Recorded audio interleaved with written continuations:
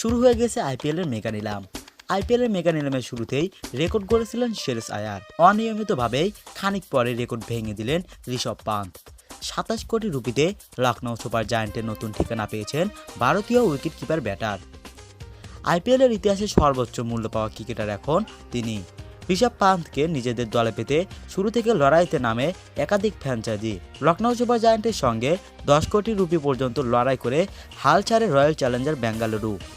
তবে লড়াই চালিয়ে যায় সানরাইজার্স হায়দ্রাবাদ। দুই দলের তুমুল লড়াইয়ে চড়তে থাকে দাম। ২০ কোটি ৭৫ লাখ রুপিতে উঠে হাল ছাড়ে সানরাইজার্স। তবে রাইট টু ম্যাচ অপশনের সুযোগ নিয়ে নিলামে অংশ নিতে চায় পান্থের পুরনো দল দিল্লি।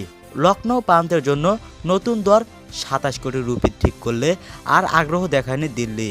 আজকের নিলামে প্রথমেই তোলা হয় আশদীপ সিংকে। ১৮ কোটি রুপিতে এই পেসারকে কিনে নিয়েছে তার পুরনো দল পাঞ্জাব কিংস। নিলামে ভারতীয় এই পেসারের সর্বোচ্চ দাম তুলেছিল সানরাইজার্স হায়দ্রাবাদ। তবে রাইট টু ম্যাচ কার্ড ব্যবহার করে তাকে কিনেছে পাঞ্জাব। দিনের তৃতীয় ক্রিকেটার হিসেবে নিলামে তোলা হয়েছিল শ্রেয়স আয়ারকে। এই টপ অর্ডার ব্যাটারকে নিয়ে রীতিমতো কারাকারি করেছে দিল্লি ক্যাপিটালস ও পাঞ্জাব কিংসের মধ্যে।